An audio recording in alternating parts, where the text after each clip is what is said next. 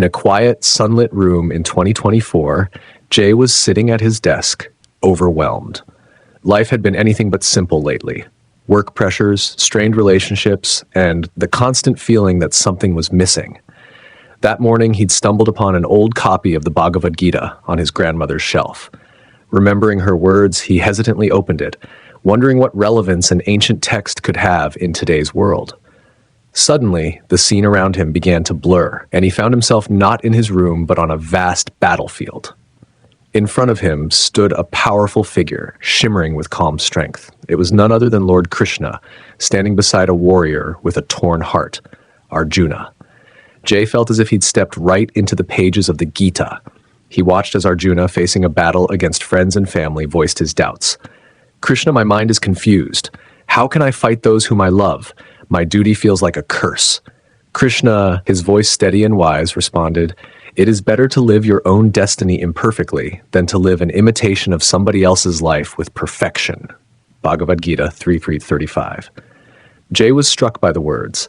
In his modern life, he had often tried to meet others' expectations, losing sight of his own purpose. He watched as Krishna continued, telling Arjuna about Sanatana Dharma, the eternal path, one rooted in righteousness, compassion, and one's personal duty. This was not about mere rules. It was about living a life aligned with truth.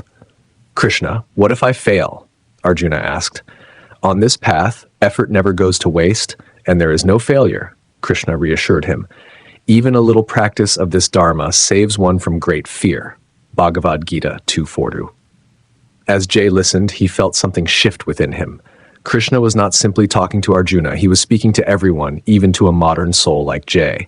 He began to understand that life is not about meeting society's measures of success, but about staying true to one's own calling, living with purpose, and being brave enough to walk a path rooted in personal integrity. The scene shifted, and Jay found himself back in his room, heart racing, the Bhagavad Gita still open in his hands. But he was different now. He'd been shown a path. Inspired, he began jotting down ways he could implement these teachings. 1. Start each day with reflection. Jay decided to start his mornings with a quiet moment of meditation, connecting with his purpose.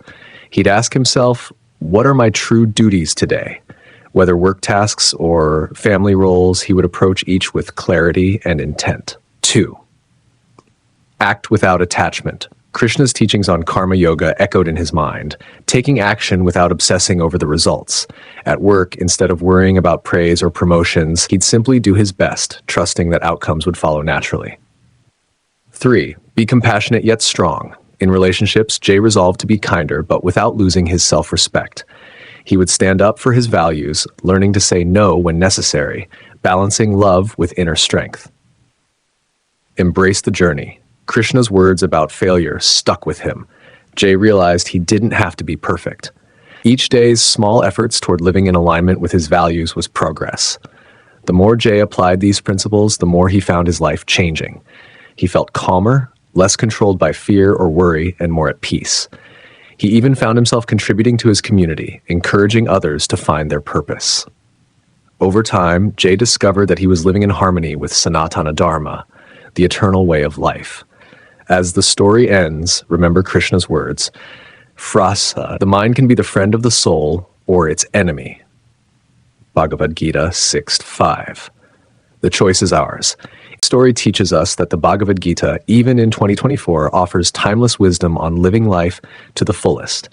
If you implement its teachings, it will guide you toward a righteous and purposeful life, not just today, but for centuries to come. Whether 100, 200, or 300 years from now, the Gita will never grow old. Its truths are eternal. If you enjoyed this story, please drop a like, repost, and follow for more spiritual content.